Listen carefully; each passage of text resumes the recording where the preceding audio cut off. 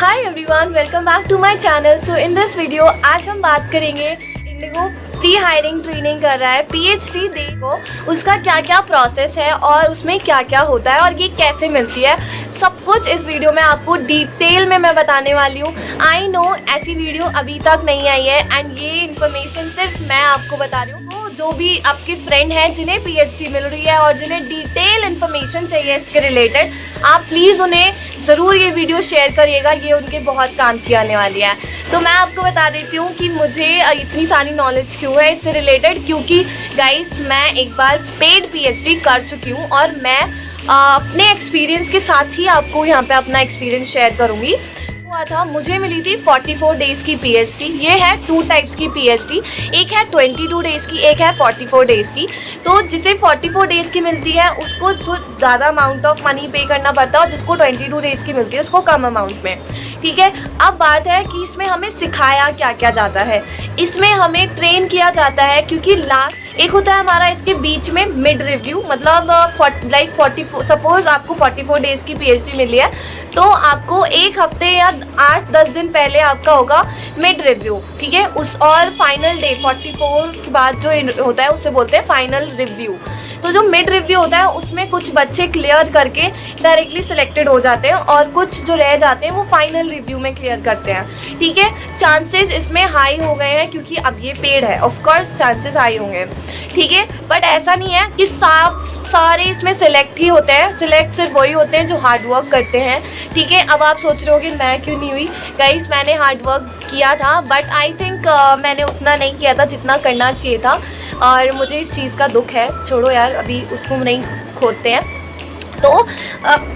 तो क्या हुआ था, मैंने 44 डेज़ की मुझे पीएचडी मिली थी एंड फाइनल रिव्यू हुआ, मिड रिव्यू हुआ एंड मिड रिव्यू में कम से कम मेरे बैच में थी टोटल 18 गर्ल्स, उसमें से 4 लड़कियों ने उसमें क्लियर कर लिया था, बाकी जो थी वो उन्होंने फाइनल में क्लियर किया था। ठीक है, फाइनल के बाद भी अगर आपका नहीं होता है तो ये फिर से एक ऑप्शन और देते हैं आपको सिलेक्ट करने का। ठीक है, तो कुछ बच्चे उसमें भी सिलेक्ट होते हैं, बट आप कोशिश करें कि जल्द से जल्द इसमें सेलेक्ट हो जाएं ताकि ज़्यादा स्ट्रेस ना हो।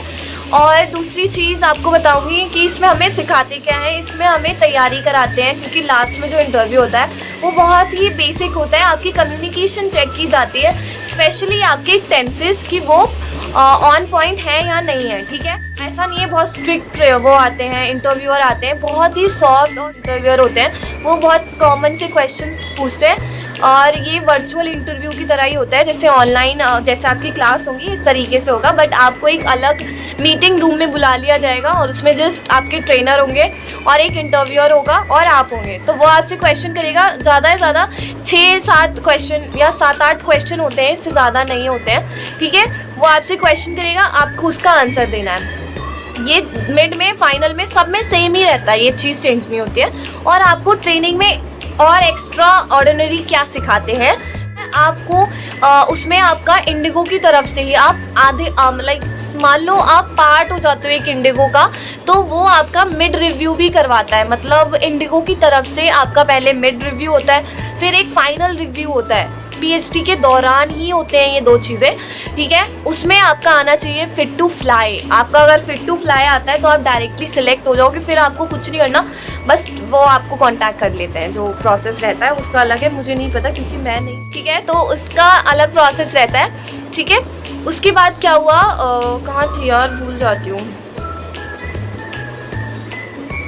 आपका मिड रिव्यू कराते हैं। ठीक है, मिड रिव्यू होने के बाद आपको क्या पढ़ाते हैं उसमें, ट्रेन क्वेश्चन आंसर्स, ग्रामर, आपकी कोई इशू नहीं आना चाहिए, हाइपोथेटिकल क्वेश्चंस प्रिपेयर कराते हैं, सब कुछ प्रिपेयर होता है। ऑप्शन भी दिए जाते हैं, 4 ऑप्शन होते हैं, 4 ट्यूटर कह सकते हैं कि आप किससे पढ़ना चाहेंगे।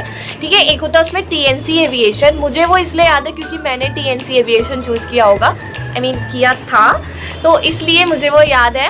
और टीएनसी एविएशन इंडिगो से थोड़ा कनेक्टेड है, इसलिए मैंने वो चूज़ किया और अच्छा प्लेटफॉर्म है जहाँ से हमें अच्छी नॉलेज मिलती है, तो मैंने वो चूज़ किया। आई डोंट नो कि दूसरे अदर प्लेटफॉर्म्स कैसे हैं, क्योंकि मैंने उनको नहीं एक्सपीरियंस किया है, तो मैं उसके बारे में आपको नहीं बता सकती हूँ, बट स्टिल आप गूगल कर सकते हैं।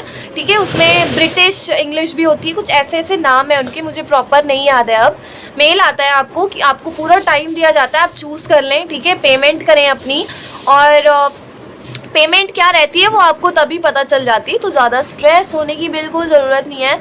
सेलेक्ट हो गए हो, मेल भी आएगी, सब कुछ हो जाता है।